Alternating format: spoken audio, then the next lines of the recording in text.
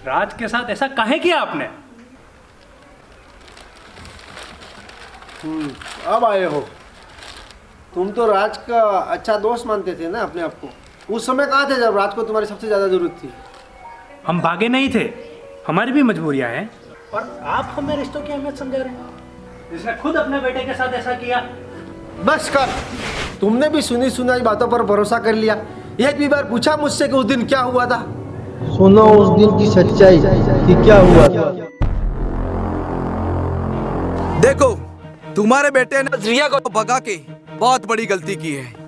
सजा तो उसको मिलेगी। हाँ, अगर उसने गलती की है तो उसको सजा जरूर मिलेगी, पर गलती की हद तक। अगर तुमने या तुम्हारे किसी दोस्त ने मेरे बेटे के साथ अगर अनहोनी कर दी तो मुझसे बुरा कोई नहीं होगा। ये लो पैसा और इस मैटर को रफा दफा करो।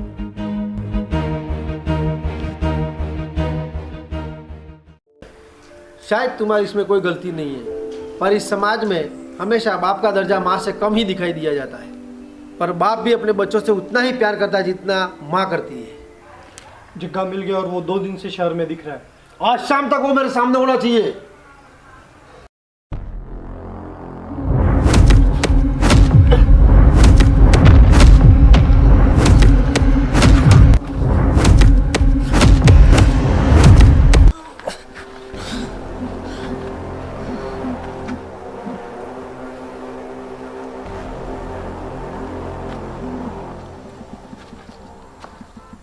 मैंने तुझे मेरे बेटे को बचाने के लिए पैसा दिया और तूने मेरे ही बेटे को मार दिया।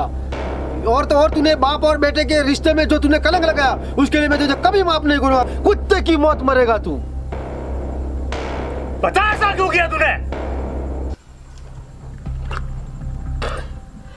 तुम सबको ये पता है कि राज रिया को चाहता था, पर तुमको यह नहीं पता कि मैं भी रिया को चाहता था।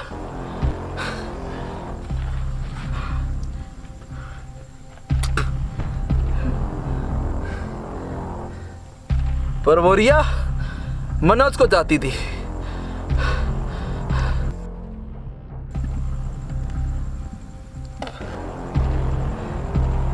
एक दिन मैंने प्लान बनाया वो मनोज को दुनिया से सटका दूं, पर तुम्हारा बेटा उस दिन बीच में आ गया। उस दिन तो वो साला मनोज बच गया, पर मेरा दिमाग उस दिन सटका जब तुम्हारे बेटे ने वो रिया को भागने के लिए पैसे दिए और रिया भाग गई। उस दिन मैंने सोच लिया कि अब राज जिंदा नहीं बचेगा।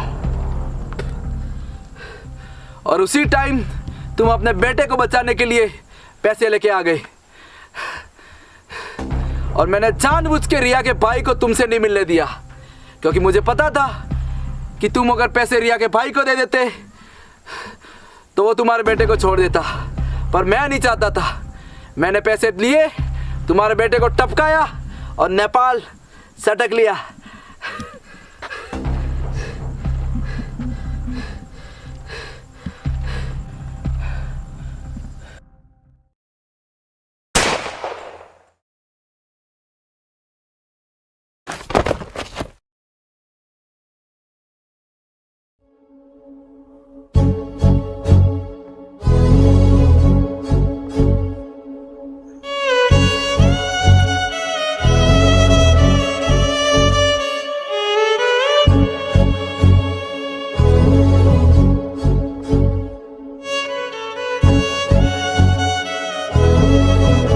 बस आज के दिन के लिए हम जिंदा थे, यही सुनने के लिए हम जिंदा थे।